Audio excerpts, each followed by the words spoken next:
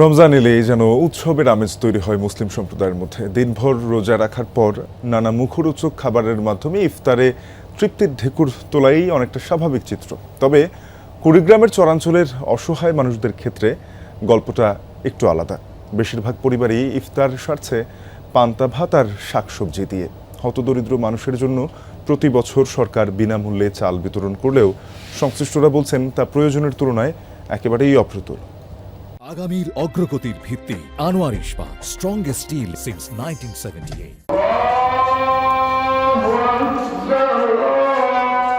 দূরের মসজিদ থেকে ভেসে আসছে মাগরিবের আজান। স্বাভাবিকভাবেই ইফতারের সময় যখন খাবারের গন্ধে ভরে ওঠে সবার ঘর, তখন জমিলার সামনে এক থালা পান্তা, পেঁয়াজ আর শুকনো মরিচ।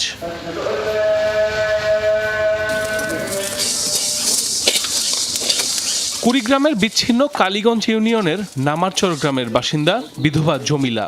দুই সন্তানের মধ্যে একজন মানসিক ভারসাম্যহীন। দিনমজুর ছেলেকে নিয়ে নিজের আয় দিয়ে কোনো রকমে চলছে 3 জনের সংসার। পান্তা ভাত দিয়ে ইফতারি করি।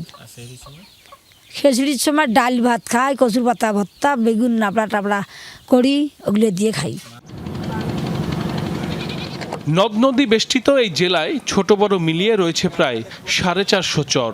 যোগাযোগ ব্যবস্থা অনুন্নত হওয়ায় বেশিরভাগ মানুষই কৃষি নির্ভরশীল। জমিলার মতো রোজ এক খাবারে ইফতার করতে হয় বেশিরভাগ বাসিন্দাদের। নিম্ন আয়ের হওয়ায় খাবারের তালিকায় থাকে না প্রয়োজনীয় আমিষের যোগান। পানি মুখর দেই, মনে করেন ভাতও খাই, জলপানও খাই, হয়তো পন্তাও খাই, শাক সবজি দিয়ে উলে খাই। বাজার যাওয়া আসে আমার সমস্যা হয়, অর্থের অভাব, টাকা পয়সা নাই, বেগুন চপ এগুলো কিনবো কি দিই। চরের মানুষ চাল ভাজা দিয়ে ইফতারি করি, আর নাহলে চাল ভাজা দিয়ে না থাকে তার চাল এক করে নিয়ে আমার পানি এক গ্লাস খাই। দুস্থ ও নিম্ন আয়ের পরিবারের জন্য প্রতি ঈদেই সরকারিভাবে 10 কেজি চাল বরাদ্দ দেয়া হলেও তা প্রয়োজনের তুলনায় খুবই কম, জানান স্থানীয় ইউপি চেয়ারম্যান।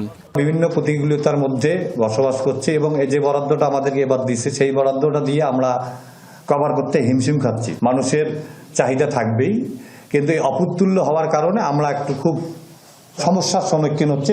জেলার ত্রাণ কর্মকর্তা জানান, চলতি বছর প্রায় 5.25 লাখ পরিবারের জন্য 4800 মেট্রিক টন চাল বিতরণের কার্যক্রম প্রক্রিয়াধীন রয়েছে।